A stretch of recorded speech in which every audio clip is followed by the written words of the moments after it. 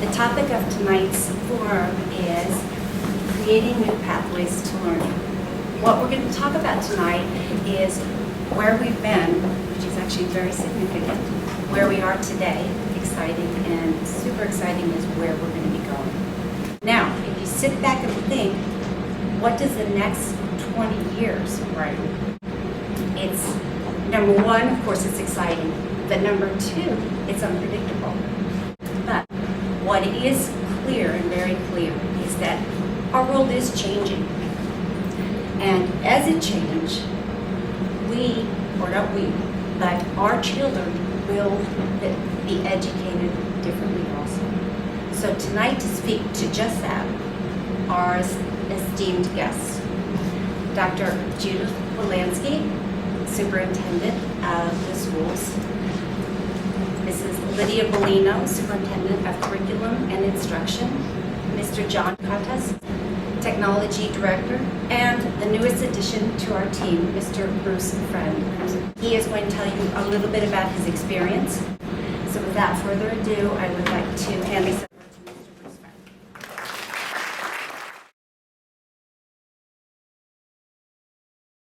The title of my session tonight is a look at online and blended learning, expanding the definition of going to school. How school looks very different today in many parts of the country than it does when you and I went to school. Anyway, I flew in this morning from Raleigh, and I saw something in the airport this morning that I have not seen, I don't know when. It's been a very, very long time. Someone was using a payphone. Think about that. Like, can you even find them anymore? So anyways, I look at online and blended learning, expanding the definition of going to school. So we're going to jump right in your group tables. When you hear the terms blended learning, online learning, or virtual learning, or virtual school, what images are conjured up in your mind when you hear of that? Blended learning typically is when the students at home or out of the classroom watch a lesson, which may be a traditional lesson, and then when they're in the classroom with the teacher, they will perform some kind of activity, possibly small group work, or some type of work, and that gives the teacher to interact with all the students more frequently than they would have in a traditional class. These are different types of initiatives that we want to bring to our students. Actually, virtual tends to now have a negative connotation to it. Actually, so like in the industry across the country, we actually try not to use that term as much, because if I said to you, you're going to take a virtual course, for a lot of people that conjures up an image of, well, that's not real. That can't be rigorous. And it's the whole virtual learning and gaming thoughts that we as adults think is somehow isn't educational related. Online learning is really, it's a form of distance learning, right? Distance learning has been around since, well, decades. Like, soldiers went to war in Europe in World War I and World War II and participated in distance learning opportunities. They correspondence courses. Their textbooks would be shipped to them, and at night they would do their work, ship it back, and some anonymous teacher that they would never met would get one grade and earn their high school diploma or GED. And then the advent of television, we started to see telecourses where students could take courses by watching a TV, so the teacher may not be physically in their space, real space. And then with the advent of the internet, now we have the ability to offer learning opportunities where we can engage in a course or engage with a teacher, and not only we're not physically together, we may not even be put together at the same time. Blended learning is sort of an offshoot of online learning. So when we're using the definition of blended learning, and for the purposes of our initiative here in the district, we're talking about an environment very similar to what you described. The courseware is digital, but there is a built-in face-to-face component with a teacher. It may not be every day, but it might be once or twice a week. So I might be taking an AP biology course in a blended setting where I'm interacting with lessons, labs, materials that are digital in format, and is a combination of doing that both in class as well as outside of class as well. So one of the challenges, quite frankly, when we talk about online learning or blended learning is who's responsible for implementing? The adults. And what was our experience? Well, it wasn't that. We know what this is, and it doesn't matter where this is. We get it. We have a context of what it means to go to school. And I would say if we could transport ourselves to Brewston Mills, West Virginia, and stand in front of that school tomorrow morning, we wouldn't even have to enter the building, and every single one of us could say, I know what's going on right now, and we'd all be right. Because a lot of the ways that we educate students today, frankly, aren't a whole lot different than when you and I went to school, right? So real quickly, 100 years of U.S. educational history, the 1910s, 20s, 30s, the 40s, the 50s. See a trend? 60s. Here we are in the 1980s. Well, we start using some computers here. But what do you see in all of this? Like, school is structured how? Teachers at the front of the room, students are lined up in chairs. What do? We all learn the same thing at the same time of the day. We're all at that same chapter of the textbook. And it's only been until recently that we've started to see some changes. Now, this is a more recent picture where students are huddled around a very nice Mac, but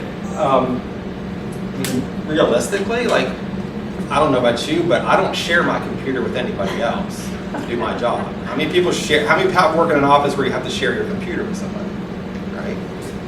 Okay. Not very many. I'm not picking on you, but not very many, right? We need to get more to a one-to-one type of learning environment. Those are the types of things that we're talking about. We're going to hear some of these things are already happening in the district. But what about a classroom that looks like this? This is actually a school in Yuma, Arizona. So what you don't see is off to the side here is a big, almost like gymnasium type area where teachers do large group instruction, and on the other side do small group instruction. But students actually interact with the digital content. They have their own personalized learning schedules, and the teachers pull them individually as well as collectively to help them through their individual academic pursuits. Or what about this? This is a classroom for approximately 3 million students in the United States today. Looks like Starbucks, doesn't it? That's because it is, right? There's approximately 3 million students in the United States, give or take a couple thousand, that they take their courseware online. Now, of that group, most of them are just like the students that go to Cold Spring Harbor High School, junior high school, elementary school. They still attend a physical school. But maybe she's taking an AP Calculus course that her local school doesn't offer online. Maybe she's taking an Italian course. And there's actually about 500,000 students in the country.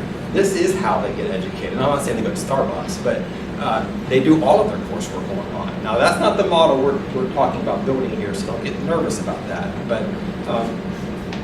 this gets to the point of we have to rethink what it means to go to school. Because this person right now is in class. She's just not in a classroom that looks like the classrooms you and I went to. And she's not in a classroom that looks like the classrooms at Cold Spring Harbor High School. But make no mistake, she's in class. She's interacting with students. She's interacting with her teacher. She's interacting with content. She's going to school. It just doesn't look like the schools that we've become accustomed to. So who's partaking of these type of options? Well, a good cross-section of pretty much everybody, from like kindergartners to grandmas. I mean, there's opportunities for everybody. And we're seeing that grow across the country. Here are some of the reasons why students are engaged in online learning, or blended learning, I should add up there as well. One of the driving forces behind the desire for students to enroll in online courses, and frankly, one of the driving forces as to why we in the district want to offer online and blended learning courses, is because it can enhance the course selection. It's just not possible for Cold Spring Harbor to offer every possible course that a student may want to take. We may not offer all the advanced placement courses, or maybe some of the remediation courses that students may need. So it's a great way to expand your course offerings, particularly when you may be in a situation where you don't have a teacher who's certified to teach that subject, or it's a combination. Maybe you don't have enough students, but should they be denied that? if we can give that to them in this type of environment. So those are the types of questions that we're asking right now. Certainly flexible scheduling. I mentioned that most students enroll are supplementary. What I mean by that is they're still attending regular school like you and I did, but they're doing this over and above of what they're already getting at the traditional. Online learning is available to every student across the country. That doesn't necessarily mean the local school district or the state has sanctioned it, but make no mistake, you can enroll in a variety of programs. For the last decade, more and more universities are starting to offer high school courses. So if we think our competition, if we can use that word in the public school arena, is the district next to us where the families may want to choose to move, or maybe there's a private school, or maybe competition is the parents might homeschool. Well, the online learning space has even made that even more, because now not only do other districts have the opportunity to take and recruit students with online courses, universities are doing it as well at the high school level. 26 states have state virtual school programs. New York is not one of them. That does not mean that students in New York do not take online and blended learning courses. There's just nothing at the state level that they have funded or operate out of the Department of Education. Actually, right now there are 4 states that actually require participation in online or blended courses to graduate. Every student in Virginia, for example, before they can get a high school diploma, will have to have had an online or blended learning course. And while there's 4 states that have mandated that, I can tell you there's numerous school districts around the country that have already, whether the state requires it or not, the district is making that a requirement. And I know we've talked here about some of the challenges and barriers, not the least of which is how do the teachers accept online learning? How do they participate? What's the role of the union? Ironically, the first state in the country to mandate this was actually Michigan, which they don't really come more unionized than the state of Michigan in terms of the workforce. And so it's kind of an interesting juxtaposition there. Nearly half of all school districts in the United States offer some type of online blended learning opportunity.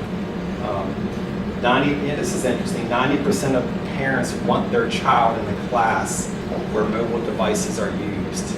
It raises some really interesting challenges, but it's pushing us, this new technology pushes us to how we think we need to better educate our students.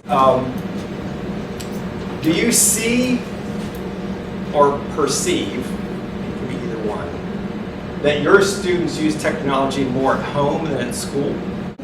And a follow-up of that is, what excites you about using technology for learning purposes?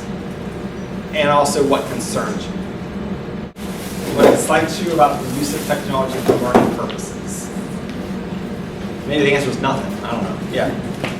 Opportunities for differentiated learning, for specific kids to have specific learning experiences that are their own, depending on whatever subject and level that they're at. Absolutely. For differentiated learning, and I'm oversimplifying this for those who aren't familiar with that term, it's the ability to have the students working at things like at their own pace with content material that's been customized for them. Think back to that picture I showed you. We spent, and we still today, we've had 100 years of American education where when you took algebra, what does that mean? Well, it means we're all in a class with 30 other kids, chairs are lined up the row, teacher in front, textbook, and guess what? We're going to learn algebra in what? 36 weeks. Why? Because the state says we got to learn it in 36 weeks. We make no accommodation for the fact that Lydia could probably do it in 12, and I might need 45. Doesn't matter, because we don't fund our schools that way. What do we fund?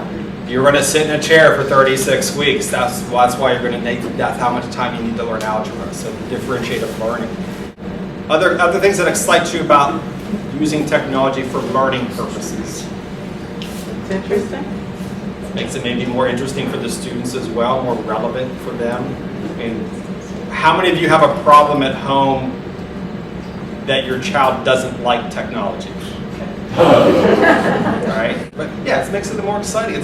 It's fun. I mean, and that's sometimes hard for us as adults to sometimes comprehend. You do one more. What excites you about that? Visual stimulation. Visual stimulation, yeah, interactive. Gentleman back. Flexibility. Flexibility. Yeah. What concerns you? Lack of community. Lack of community. Sharing Just get thoughts. isolated in their world with the technology. Sharing thoughts. Sharing thoughts. How do you make it interactive? That's a really key piece, particularly when you're building out, and we've talked about this in the district when we talk about building out these online and blended learning opportunities. It should not, if it's done right, it should not be an isolating experience. It actually should open you up as a student to students globally. But it can be isolating if that's the model you create. Yeah. Yes? And the quality of the actual program or class to make sure that it actually is a high quality, not just a repetitive, like taking a piece of paper and just having it put on the It next needs to be screen. quality. It needs to be meet certain quality standards, a level of accountability for the work.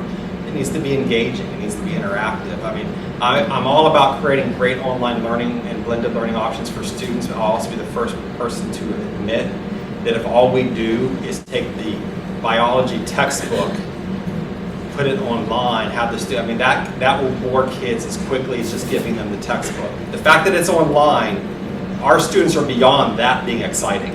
I mean, that's just an expectation, right? It needs to be engaging and quality. Do you see or do you perceive students use technology more at home or at school? How many would say you think that they're using technology more at school than home? Wow, nobody.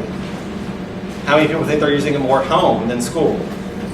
Yeah, pretty much everybody. Our schools have been hard pressed to keep up with the technology. Our teachers have not been prepared properly.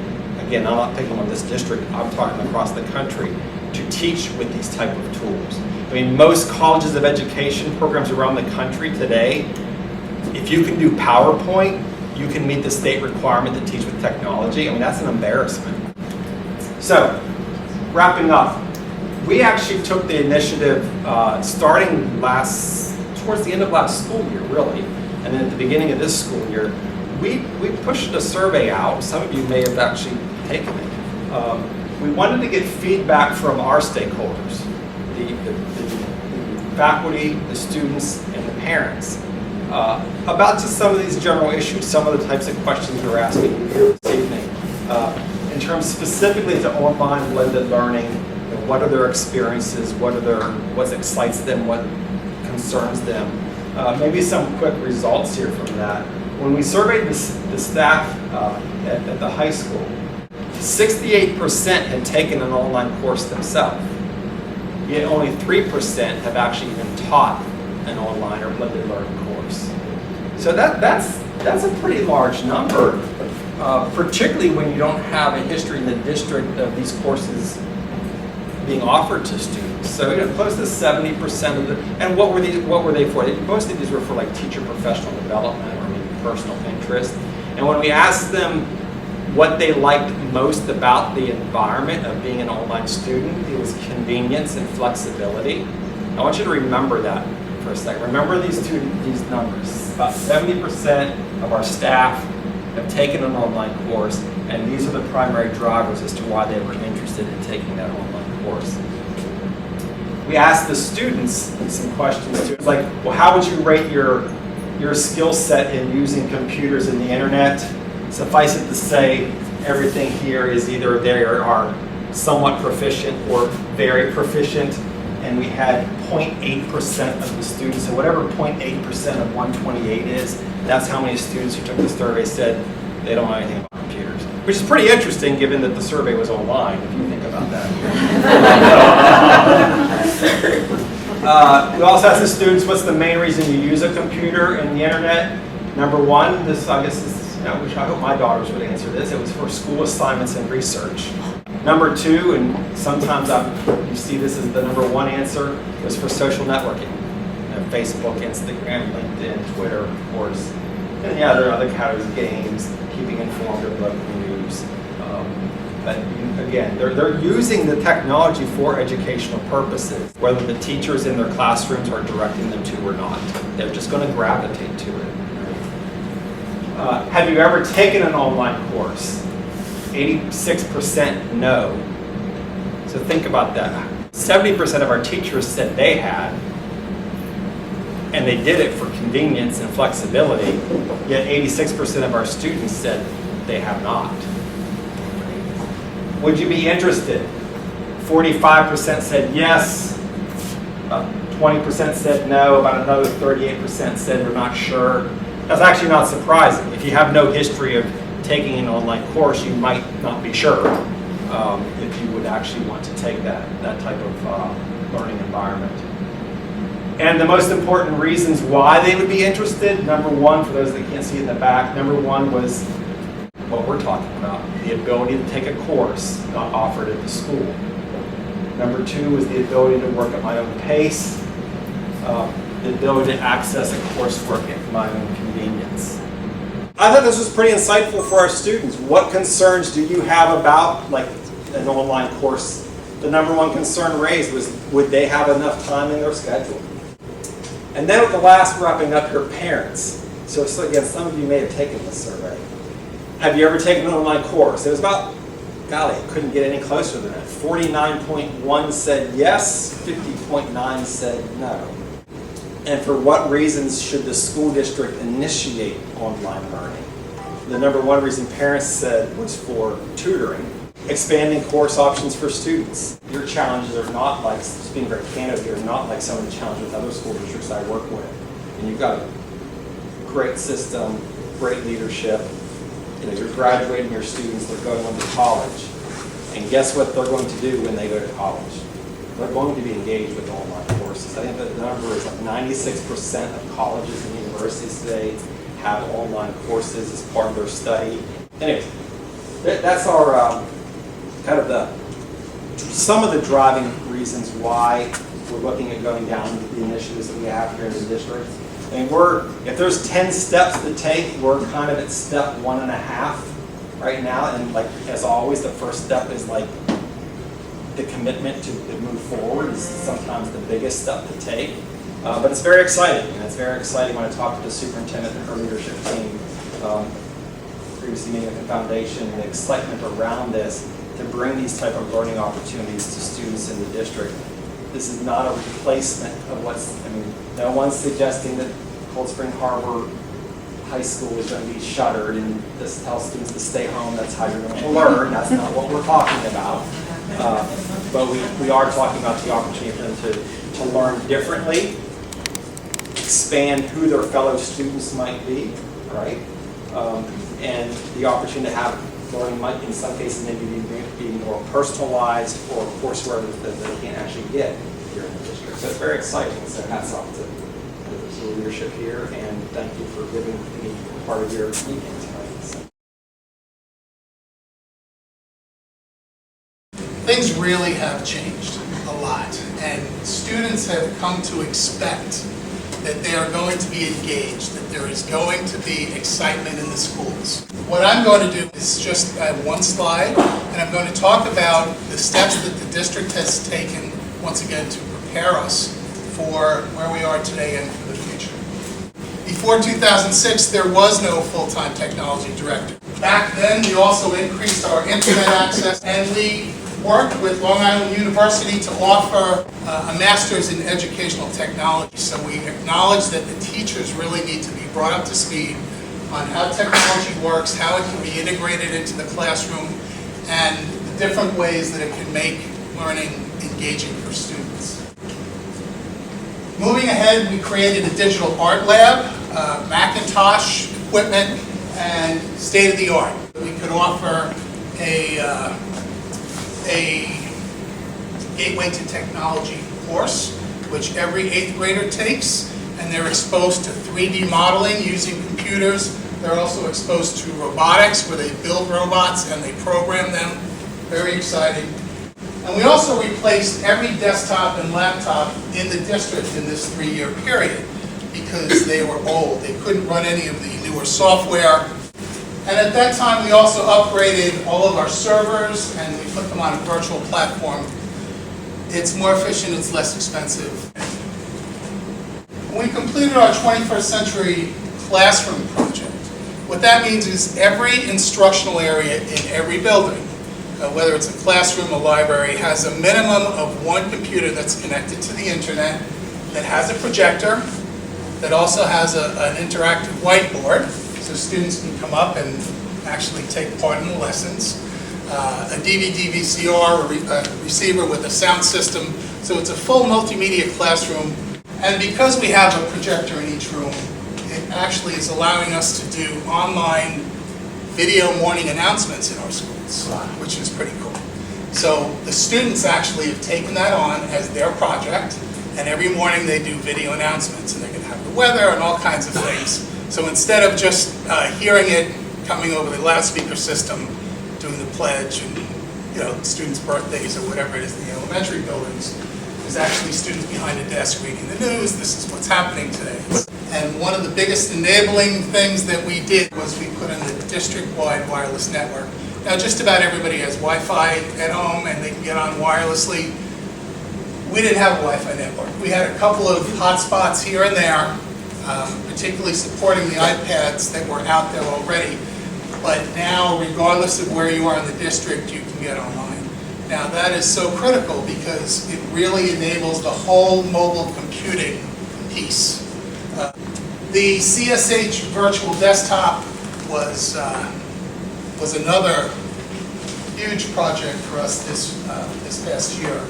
What that does is it lets students and staff members too connect to our district and run our software and access their files from home. Obviously, one of our goals is to make learning exciting for the students, make them want to learn. And because of the things that we have done, that the Board of Education has supported over the last 6-7 years, we've been able to build the infrastructure that we need to make all of these things happen. That kind of sums up 7 years in 10 minutes.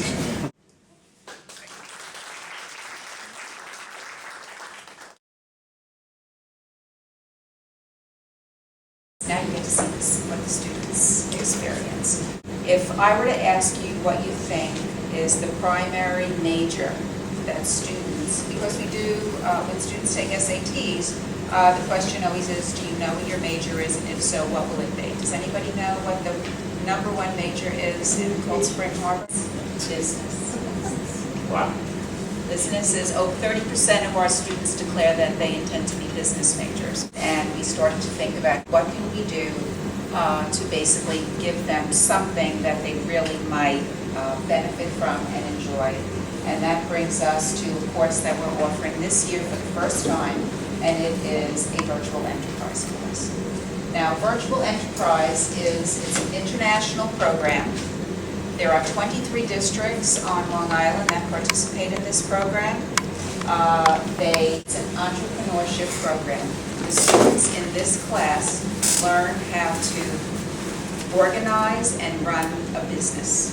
They decide what the product is going to be, and they basically put the entire business plan together, and then in the spring, they get to participate in a regional competition, and they present their business plan to a group of business professionals. So during the year, they actually learn accounting, they learn marketing, and they learn to collaborate, all in an embedded experience. So they're not sitting in a traditional accounting course, but they sure do learn how to keep the books and how a business runs. And for all of the parents that are worried about what happens when students go to college, they introduced another module into the program this year, which is a personal finance component.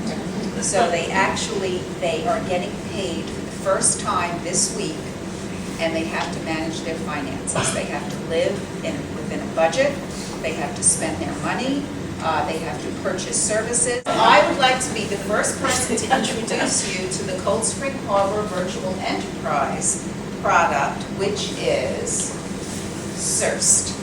And it's all done virtually, so they are exchanging information, products, ideas, not only with the 23 other school districts on Long Island, but they have also started meeting with local businesses, and they have gotten their first contract with Good to Go Deli. I knew that they had landed the day that I walked down the hallway at the high school and I saw this product, this marketing product, which I thought was really pretty brilliant. They're going in every day and they're spending basically an hour and a half running their corporation every day. And it's all because they have the ability to connect with the world, and it's something that is such a different picture than what a traditional classroom looks like. They are actually in conversation with other delis and also with some of the larger food stores, because part of the learning experience, for instance, so they will meet with owners of stores who will come in and talk to them about what they find objectionable in a contract. So they're also learning how to write business contracts. Wow. And to really enter into relationships with real businesses. And now I'd like Mrs. Bellino to talk a little bit about the eSpark initiative, which is of course touching many more students this year. But thank you.